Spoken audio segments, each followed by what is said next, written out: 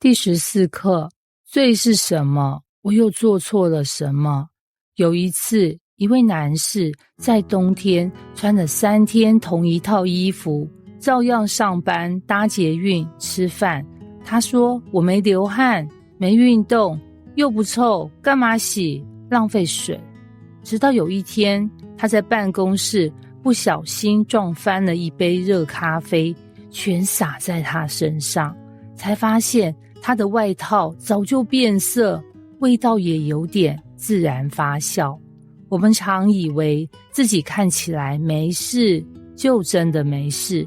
这其实跟罪很像，罪不只有杀人、放火、抢银行，有些罪就像你身上那件穿了3天的外套，你以为没味道，其实早已悄悄影响了周围的人。今天这一课就是来破解一个问题，罪到底是什么？而我真的需要被赦免吗？ Sandy 是一位老师，个性温和，待人诚恳，每天努力教学，还常常捐款给偏乡学校。有一天，他参加一场教会聚会，听讲员说，世人都犯了罪，亏缺了神的荣耀。他有点不开心，我做了什么？我有伤害谁吗？我连路边的猫狗都会帮忙耶。这其实是许多人听到罪的第一反应，但罪其实不只是行为上的坏，更深层的是一种偏离原设计的状态。你手机只要系统出错，就算你没摔坏它，它还是会故障。罪就是这种系统错误。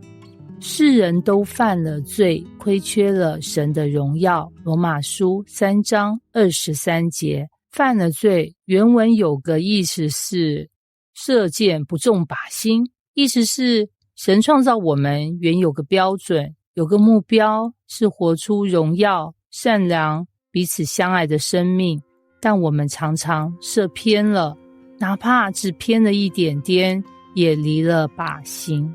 不是每个人都犯同样的错，但每个人都偏离了那个神起初设计的方向。想象一下，一台最新款的 iPhone 被当作杯垫用，它没有坏，但没有被照设计使用。罪就是这样的状态，不是你一定很坏，而是你没有活在神为你设计的身份里。我们被造是要活出爱、诚实、信任与神连结的关系，但我们却常撒谎，是因为怕被责怪；控制别人是因为没安全感；自我中心是因为怕没人照顾我。这些选择都不是神原本为我们预备的道路。所以罪不是恶人专属，是每个人都会中标的病毒。没错，让我们来看看罪的3个关键面向。1. 罪是关系的破裂，罪让我们与神关系断线。想象你手机没联网，再高规格也上不了网，收不到讯息。罪让人误解神，害怕神，远离神，活在自己的规则中。罪是自我中心取代了神中心。从伊甸园开始，人选择我说了算，而不再是神说了算。我们追求自由，但却变成了欲望的奴隶。我们追求快乐，却换来空虚。我们要自己做主，却发现人生越来越没方向。最让人看似自由，其实被捆绑。最不是伤人的大小，而是离神的远近。你可能会说，我只是讲个小谎，总比那些坏人好吧。但圣经看重的不是你有多坏，而是你有多远离神。就像一艘船偏离航道，不管偏1公里还是100公里，终点都不是原本的目的地。最让我们迷路，而耶稣来是为了把我们找回来。那我该怎么办？我能自己把罪处理掉吗？